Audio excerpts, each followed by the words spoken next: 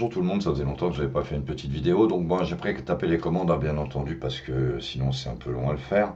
Je vais vous montrer aujourd'hui comment est-ce qu'on vide son cache DNS et qui plus est, on peut le faire, c'est pas mon adresse IP, hein, là vous voyez, hein, rassurez-vous, s'il y en a un qui souhaite me dédosser, euh, c'est pas mon adresse IP, donc je sais pas qui dédossera.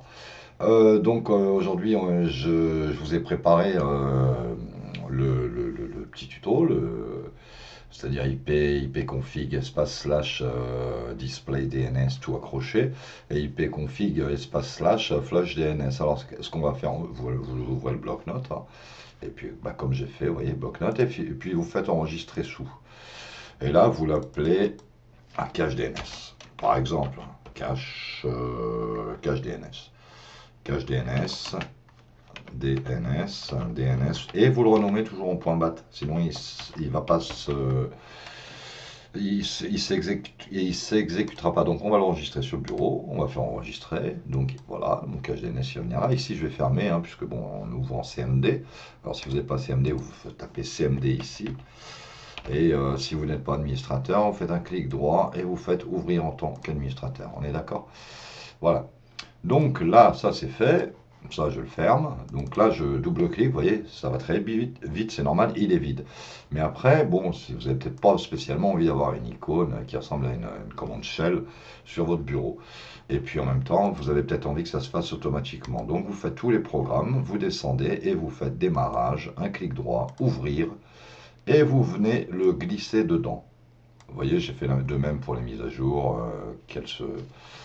qu'elle dégage automatiquement, voilà, parce que j'ai refait une config là propre sur un nouvel ordinateur. Donc, bah, bien entendu, j'optimise toujours. Et pareil pour le petit Task MGR qui est ici. Donc pour le Task MGR, c'est pas compliqué, hein. Vous allez dans ces deux points Windows System 32, vous chopez le task mgr.exe, vous le glissez, enfin vous en faites une copie sur votre bureau, vous l'ouvrez dans les options, vous mettez toujours visible les réductions réduction à l'ouverture, et il se mettra ici à chaque fois que, enfin il sera en automatique.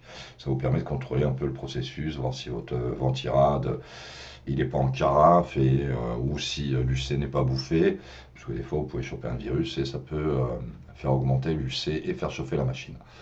Voilà, donc là c'est sur une petite machine avec un Core i3, 16 Go de RAM. Qu'est-ce qu'il a d'autre? Il n'a pas grand chose cet ordinateur. 16 Go de RAM, un i3 4000, je sais plus combien en overclock, un K 3 Go 7. C'est une série K, donc c'est un overclockable, mais je overclock jamais. Avec plusieurs SSD, dont un de 280, pardon, un autre de 120. Bon, ça suffit largement, c'est un petit PC de bureau. Voilà. Je vous souhaite une bonne journée à tous et à toutes. À la prochaine. Ciao, ciao.